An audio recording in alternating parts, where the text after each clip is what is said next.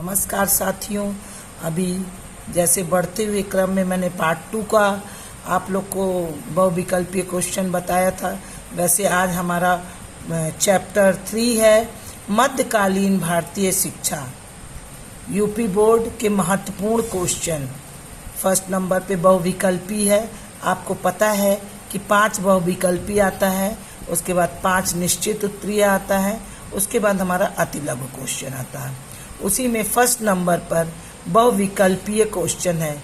ये very important question है 2025 के लिए। बिस्मिल्लाह संस्कार का संबंध है वैदिक काल से, मुस्लिम काल से, बौद्ध काल से, ब्रिटिश काल से। तो बिस्मिल्लाह संस्कार का संबंध हमारा मुस्लिम काल से है।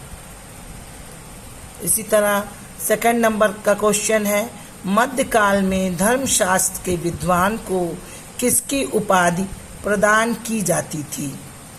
काबिल, सेकंड फाजिल, थर्ड आलिम, फोर्थ मरकाह। तो हमारा थर्ड नंबर का है आलिम, इनकी उपाधि दी जाती थी। थर्ड नंबर का क्वेश्चन है मध्यकालीन शिक्षा के लिए कि मध्यकालीन शिक्षा के समय में महिला इतिहासकार कौन थी? तो फर्स्ट नंबर पे नूर जहां, सेकंड नंबर पे रजिया बेगम, थर्ड नंबर का चॉइस है अब्बासी और फोर्थ नंबर का है गुलबदन बेगम। तो गुलबदन बेगम इसका ऑप्शन है। दोस्तों, अगर आपको कोई किसी भी प्रकार का प्रॉब्लम हो, कोई क्वेश्चन की जानकारी लेनी है, तो आप मेरे कमेंट बॉक्स में लिख सकते हैं कि हमको इस चीज़ का क्वेश्चन देना है, तो मैं आपका उत्तर अवश्य दूंगी। इसी प्रकार बढ़ते क्रम में चौथे नंबर पर है मध्यकाल में किस वंश के शासकों के शासन काल में चित्रकला का विकास हुआ? फर्स्ट मुगल काल, सेकंड ऑप्शन तुगलक काल, थर्ड लोधी काल और फोर्थ नंबर पे है सैयद काल। तो हमारा क्या मुगल काल। मुगल काल में चित्रकला शैली फेमस हुई थी। पांचवें नंबर का बहुविकल्पी है दस्तूर उल अस्तिबा नामक पुस्तक का संबंध किस शिक्षा से है? फर्स्ट चिकित्सा शास्त्र, सेकंड प्रेम काव्य, थर्ड सैन्य शास्त्र, फोर्थ हस्तकला। तो चिकित्सा शास्त्र से संबंधित है। 6 नंबर का क्वेश्चन है मध्यकाल में उच्च शिक्षा का माध्यम क्या था? तो मध्यकाल में उर्दू, अरबी, फारसी, हिंदी। तो आपका क्या था? फारसी। इसी प्रकार निश्चित उत्तरीय क्वेश्चन है। आपको पता है कि निश्चित उत्तरीय क्वेश्चन का आंसर जो है एक वर्ड में हम देते हैं। उसी प्रकार जैसे मध्यकाल की मुस्लिम शिक्षा प्रणाली में मकतब किस स्तर की शिक्षा प्रदान करते थे? तो मकतब जो है प्राथमिक, इसका आंसर होगा प्राथमिक स्तर की शिक्षा प्रदान करते थे। निश्चित उत्तरीय का सेकंड क्वेश्चन है मुस्लिम शिक्षा कितने स्तरों में विभाजित थी?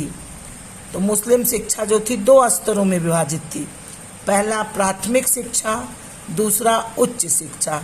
इसी क्रम में तीसरा क्वेश्चन है मध्यकाल में चिकित्सा शास्त्र के प्रमुख शिक्षण संस्थान कहाँ थे? तो प्रमुख शिक्षण संस्थान आगरा तथा रामपुर में थे। इसी का चौथा क्वेश्चन है निश्चित उत्तरीय का हुमायूं की जीवनी हुमायूं नामा की रचना किसने की? इसका आंसर है गुलबदन बेगम ने की।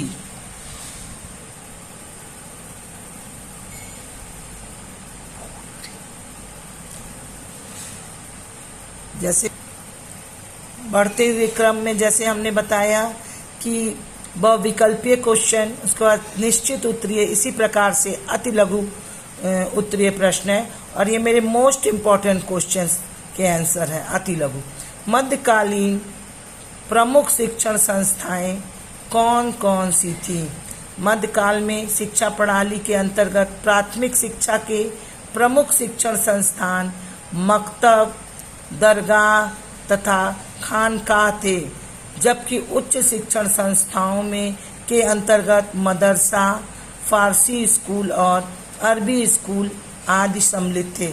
उस समय मदरसा, मकतब, इसी सब में शिक्षाएं दी जाती थी। जिस तरह साथियों आपको पता है कि पहले मकतब और मदरसा में ही ज़्यादा पढ़ाइयाँ होती थी मध्यकालीन में। सेकंड नंबर पे, मध्यकालीन में स्त्री शिक्षा की स्थिति क्या थी?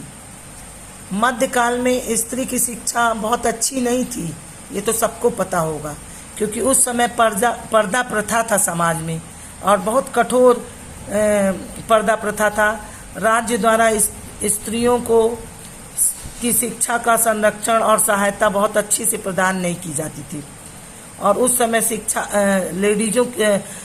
स्त्रियों की शिक्षा जो थी बहुत उपेक्षित थी, बहुत अच्छे ढंग से नहीं होती थी। इसीलिए लोग घर में ही मौलवी और मदरसों के टीचरों को बुलाकर घर में ही उच्च घरानाओं की जो स्त्रियां होती थी वो एजुकेशन ग्रहण करती थी। थर्ड नंबर पे, मध्यकालीन शिक्षा प्रणाली के अंतर्गत शिक्षा की नायकीय पद्धति क्या थी? उस समय नायकीय पद्धति मध्यकालीन शिक्षा प्रणाली में थी, एक प्रमुख विशेषता थी। इस पद्धति के अंतर्गत मकतब तथा मदरसा में जो उच्च क्लास के बच्चे, उच्च कक्षा के बच्चे होते थे, जैसे बड़े क्लास के जो बच्चे होते थे, उन्हीं को शिक्षक लोग मॉनिटर और नायक बना देते थे और जो बच्चे पढ़ने में तेज रहते थे उन्हीं को नायक बनाया जाता था। नायक मतलब मॉनिटर, उसका मतलब ये था कि मॉनिटर, कि जो बच्चे क्लास में सब तेज होते थे उनको मॉनिटर बना दिया जाता था, नायक, और उन्हीं के द्वारा छोटी कक्षाओं में पढ़ाने के लिए छात्रों को भेजा जाता था। उसी को नायकीय पद्धति कहा जाता था। थैंक यू साथियों, मेरे